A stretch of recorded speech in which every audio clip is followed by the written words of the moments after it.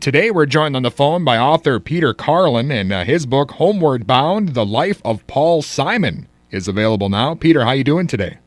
I'm good. How are you? I'm excellent. It's great to be speaking with you. Yeah, you too. Well, I know we only have a few minutes, but I'll ask you about the new book, Homeward Bound, The Life of Paul Simon. This seems like it's the first major biography about Paul. Yeah, that was why I decided to write it in the first place. I had been a huge Paul Simon fan and fascinated with his career for a very long time, and I always wanted to find a good book to read about the guy, but I realized that really nothing all that comprehensive existed. And so when I finished the last book that I wrote about Bruce Springsteen, it just occurred to me that maybe it was my turn to try to write one, and so that's what I set out to do. And now 3.5, 4 years later, here we are.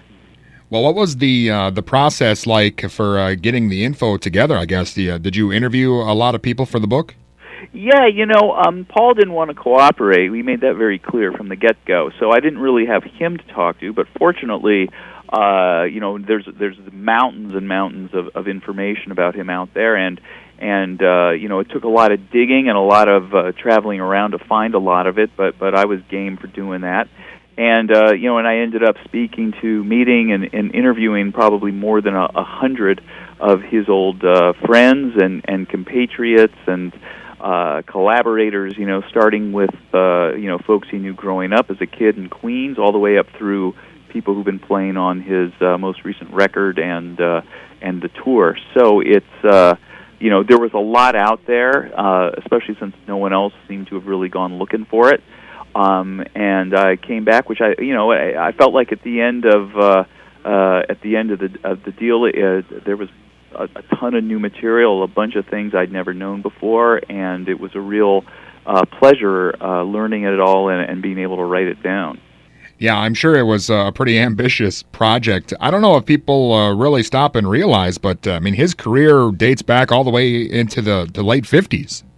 Yeah, he and Artie Garfunkel were school friends, and they started singing together when they were about 11 years old, and soon started writing songs together. And it took a while for them to break through with something, but by the time they were seniors in high school, both of them still 16 years old at the time, they wrote a song called "Hey Schoolgirl," and a record company had heard the song and really wanted to put it out. So they did in the fall of 1957, and by Thanksgiving the record was on the charts all over the East Coast, and they were performing on American Bandstand with Dick Clark, which was a huge experience for them at that point. They took a few years away from each other, but then returned and started singing together as a folk duo in the early '60s. I should also mention that first song was they recorded under the name Tom and Jerry. They'd found a stage name in the cartoon Cats, the cat and mouse. So, but later they began to work as Simon and Garfunkel, and of course I think the music they made through the '60s is pretty indelible. Yeah, absolutely. Again, we're on the phone today with Peter Carlin and talking about his book, Homeward Bound, The Life of Paul Simon. And when it comes to Paul Simon, he's really one of the few artists out there who, as you mentioned, had major success in a group and then went on to have possibly even bigger success as a solo artist.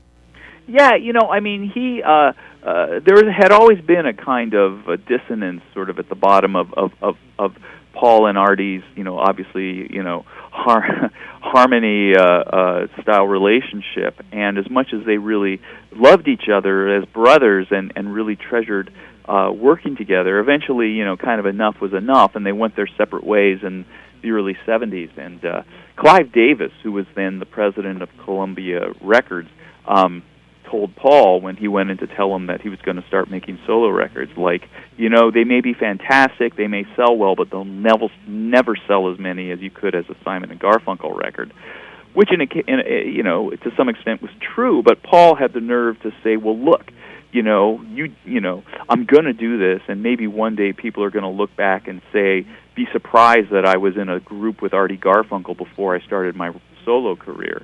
And to a great extent, he was right. You listen to Graceland, Still Crazy After All These Years, There Goes Rhymin' Simon, and on all the other records he's made, and they've all been so successful in so many different ways. It's amazing. It's like he's had practically 3 entire careers. The first with Simon and Garfunkel, the second with his early kind of pop music hits from the 70s, and then when he gets into Graceland and Rhythm of the Saints and all his very exotic albums, sort of world beat records, it's like a whole different artist. And that's a pretty phenomenal testament, I think, to not only the length of his career, but the breadth of his imagination and his curiosity and his ability to look beyond boundaries and see the commonalities in music and people. Well, Peter, where do you think his career would have gone if he didn't have the courage to leave Simon and Garfunkel, which, as you mentioned, was so successful? Do you think it would have kind of eventually fizzled out if he would have stayed with art? Well, it's always hard to speculate about that kind of a thing, but I could imagine that they might have continued. Maybe it would have been the kind of arrangement where every couple of years they record a Simon and Garfunkel album, and every couple of years he makes a solo record. So maybe it could have been the best of both worlds. But on the other hand, I think his impulse to get off on his own and do his own thing was a good one, and the proof is in all those records he's made in the subsequent nearly 45 years at this point. He's had a variety of brilliant careers in the course of the last 60 years, and again, it even goes beyond music to having his guest role in Annie Hall, Woody Allen's movie, writing and starring in his own movie, One Trick Pony, his attempt, brave and yet failed attempt to make a popular Broadway musical in the 90s. He's a very talented, remarkably creative and extremely ambitious fellow, and he's left a huge imprint on society. Well, Peter, you mentioned that you didn't get much help from Paul himself. Do you think, is he just a humble guy, or is he a secretive guy, or maybe planning his own book, or why do you think he doesn't allow people to kind of delve into his history? Well, I don't know I wouldn't say he's a particularly humble guy. I don't think he would say that either. I think that he's sort of a controlling fellow. He really likes to have, and that's both to his credit and sometimes to his deficit.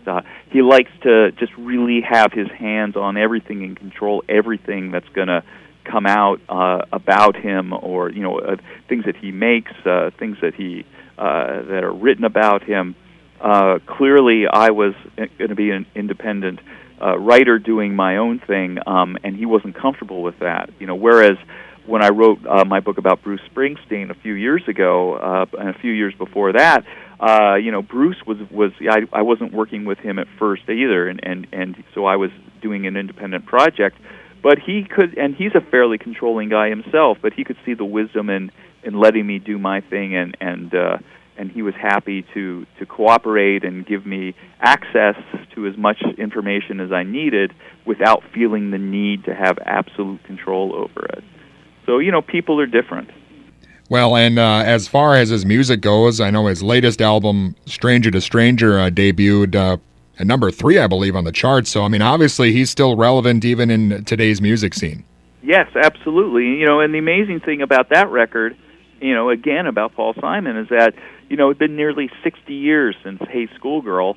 The fellow was 74 years old when that record came out. He just turned 75.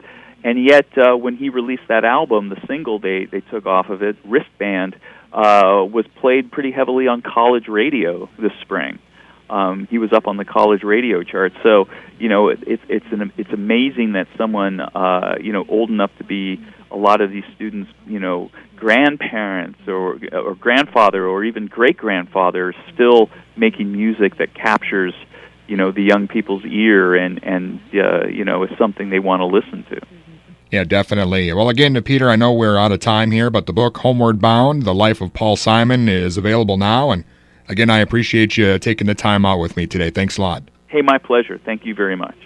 And again, that was author Peter Carlin. His book, Homeward Bound, The Life of Paul Simon, is available now.